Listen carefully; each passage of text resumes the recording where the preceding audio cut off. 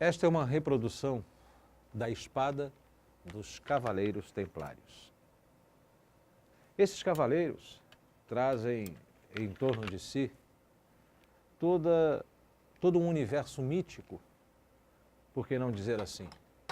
Diversas lendas envolvem os Cavaleiros Templários. Jacques Vitry, né, um escritor e pensador da Idade Média, disse sobre eles que eles são como leões de guerra e cordeiros do lar. Rudes cavaleiros no campo de batalha, monges piedosos na capela, temidos pelos inimigos de Cristo, a suavidade para com seus amigos. Assim, nós temos uma definição que podemos dizer perfeita para os Cavaleiros Templários. Eles surgiram por conta da Primeira Cruzada em 1096.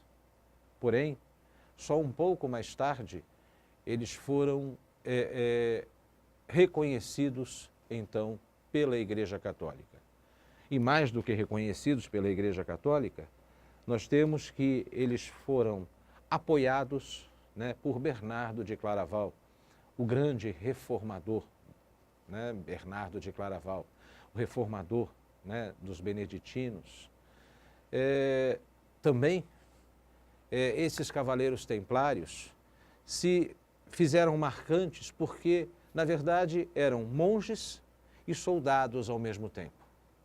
Aqueles que eram soldados eram os melhores na guerra e se destacaram nas cruzadas justamente em função disso. Existiam aqueles que não eram soldados, que eram apenas monges, e esses cuidavam, então, de toda a administração da ordem dos cavaleiros do Templo de Salomão, como eram chamados. Nós tivemos que, no decorrer, no desenvolvimento da ordem, a ordem assimilou um grande número de cavaleiros, um grande número de monges, e eles se espalharam por toda a Europa. Se espalharam por toda a Europa e tornaram-se também, vamos dizer, não somente uma ordem de cavaleiros respeitada por todos, inclusive pelo seu cuidado para com os pobres, com os necessitados e com aqueles que peregrinavam em direção a Jerusalém, como também tornaram-se importantes porque se tornaram bastante ricos. Nós temos que o Papa Gregório IX, né, estabeleceu uma bula na qual os cavaleiros templários estavam isentos do pagamento de dízimo. E esse foi um dos primeiros e grandes problemas que envolveu os templários. Nós temos que, a partir daí, o rei de França se encontrava justamente em conflito com o rei de Inglaterra. E nesse conflito, o rei de França precisava do pagamento dos dízimos, do pagamento dos impostos, para que ele pudesse ter recursos para continuar a guerra com a Inglaterra. Na medida em que o Papa Gregório IX insistiu que não deveria ser cobrado tributos, dízimos dos cavaleiros templários, se estabeleceu um conflito entre o rei de França e o Papa Gregório IX. Com a morte do Papa Gregório IX e a ascensão do Papa Clemente V ao poder, iniciou-se todo um processo contra os cavaleiros templários.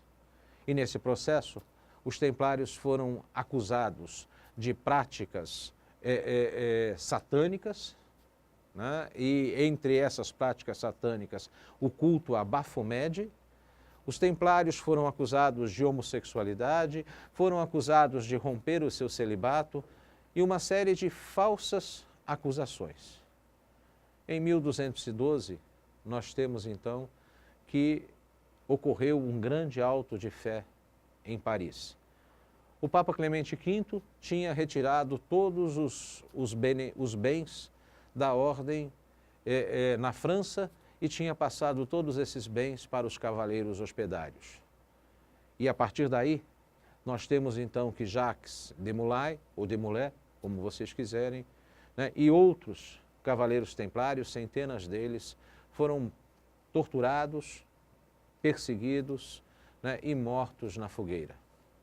A morte de Jacques de Molay, por sua vez, marcou, de uma certa maneira, essa mística dos Cavaleiros Templários.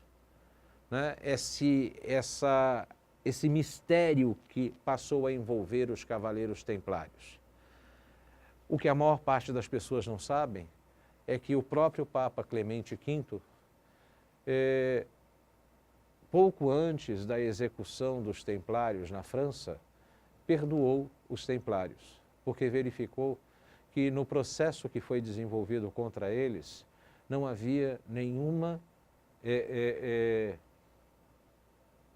crime de fato cometido e as alegações e os crimes que lhes eram imputados eram, em sua maioria, fruto de falsos testemunhos. Mesmo assim, o rei de França cumpriu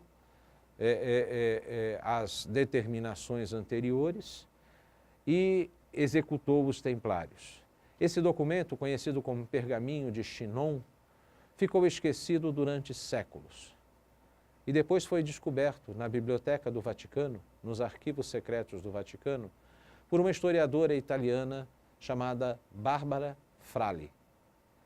A sua pesquisa fez com que se retomasse não só o processo contra os Cavaleiros Templários, como também em 2007 foi realizada uma cerimônia no Vaticano e essa cerimônia, então, confirmou o perdão da Igreja aos Cavaleiros Templários. Outra coisa que as pessoas não sabem é que os Cavaleiros Templários foram expulsos ou foram mortos somente na França. A Ordem dos Templários continuou existindo em outros países. Muitos templários foram para Portugal, né? E lá em Portugal eles passaram a compor a Ordem dos Cavaleiros de Cristo. E os templários continuaram se fazendo presentes na Ordem dos Cavaleiros de Malta, na Ordem dos Cavaleiros Hospedários e em outras ordens de cavalaria que se espalhavam pela Europa. Entre os mitos que envolvem a figura dos Cavaleiros Templários está que eles eram possuidores da cabeça de João Batista, do Santo Graal, né, e da Arca da Aliança. Na verdade, é uma série de mitos que, na verdade, envolvem a ordem e que ainda hoje dão origem a diversos filmes, a diversos romances e, recentemente, a BBC produziu justamente uma série chamada Nightfall. Em Nightfall, a base de todo o enredo da série é que os Cavaleiros Templários são possuidores, né, do cálice, né, do Santo Graal. Mas, na verdade, tudo isso não passa de lenda. E o que nós temos de verdade é que o rei de França, interessado justamente nos recursos da ordem e tendo em vista que era um dos maiores devedores da Ordem dos Cavaleiros Templários, executou os Cavaleiros Templários com o objetivo de apossar-se dos bens que pertenciam à ordem. Eu sou Gilberto Angelosi, coordenador do curso de História da Unigran Rio, e esse é o Momento da História.